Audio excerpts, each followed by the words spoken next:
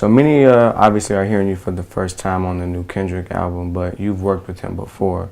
Describe your relationship working with K. Dot. Man, we've worked together once before. You know, it's just friends, man. You know, we don't hang together all the time, but I think, you know, as MCs, we have a lot of respect for each other.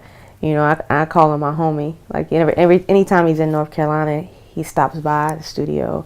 So, you know, it's just whenever the timing is right, and if the music, you know, hits me or him, you know, and if it's something, you know, oh, I do a track like K. Dot would sound really good on this, or, you know, just recently with Complexion, it's like, I can hear rap on this.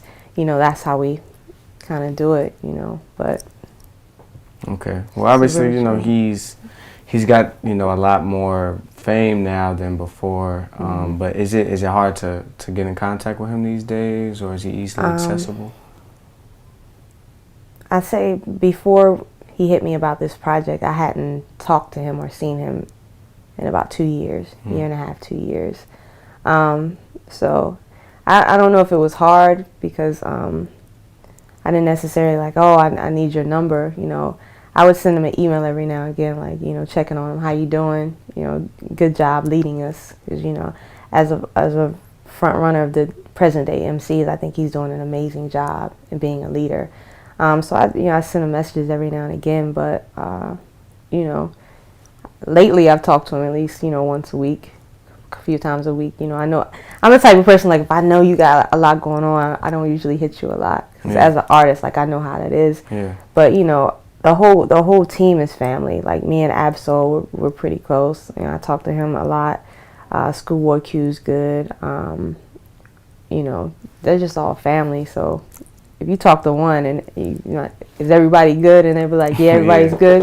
You know, that's good enough for me. Have you worked with SZA before? No, I've never worked with SZA before.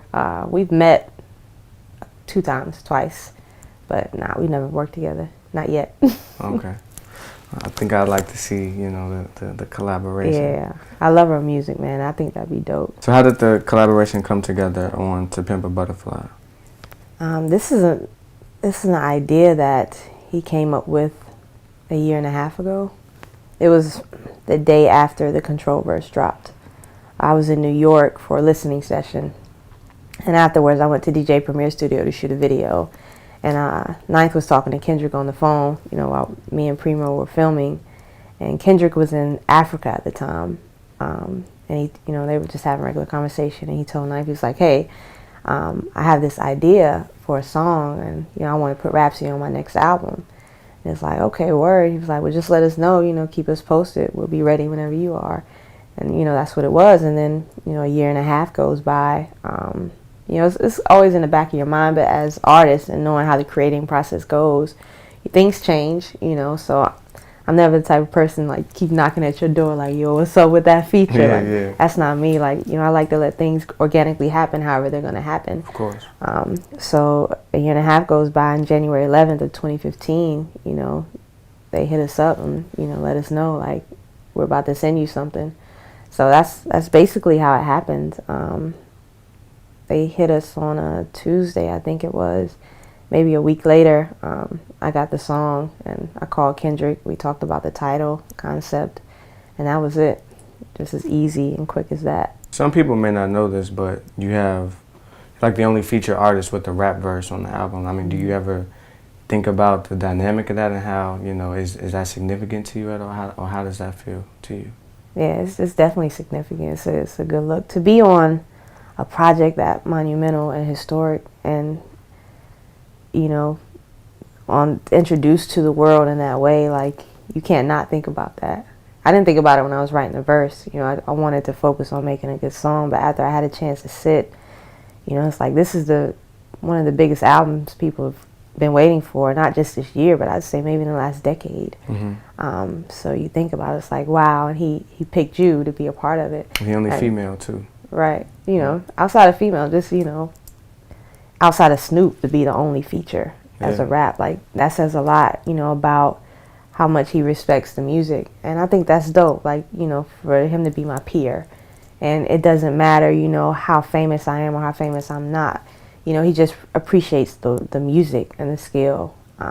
So, you know, it feels good. Being like the only female MC on the project, is it reminiscent at all of the time you were the only female rapper in Cooley High? I don't think of myself as a female MC per se at all. Just a rapper. I'm just a rapper. Yeah, that's how I came into it. You know, I never wanted my gender to define me. You know, I'm proud of being a woman, and you know, I think when people look at me, they can tell I'm a woman. So I never wanted to box myself in. You know, I feel like I can rhyme as well as any guy walking this earth, and that's how I've always approached it. You know, and the people around me, whether it's Cooley or Jamla, they never treated me any different. You know, so when we're in there creating, we look at each other as, you know, he's an MC, it don't matter. You know, we're just gonna focus on the music, and that's gonna be the only thing that matters in when we're creating. So yeah, it's never been an issue. So where does the Kendrick collaboration rank with some of your other collaborations, such as Erykah Badu, DJ Premier, and the rest of them? Man, they're all special in their own right. You know, Big Daddy Kane, that was the first feature I ever had. And it's special because, you know, one, that's the first feature I ever had, and two, it's with a legendary MC like Big Daddy Kane, someone who influenced my favorite rapper, Jay-Z. So, you know, this one is just as special, but, you know, just for different reasons. You know, one, I got to create something with, you know, a friend and someone I respect in the industry, and it's on a big album, and it's the first time, you know, this is like my first placement per se, big placement, and the world gets to see you. Like, this is kind of how you're entered into the industry, you know, where people know you now. So, you know, it's special for different reasons, but, you know, there, like I said, I wouldn't take anyone away or put one above the other. Like, they all have their special moments, Of course, and they're all a part of the journey and the process, and, you know, that's how I look at it. Okay, so how have things changed for you since, you know, you were featured on one of the most anticipated albums in years? Man, it's just having all these new ears and eyes on you. You know, it's a lot easier getting interviews.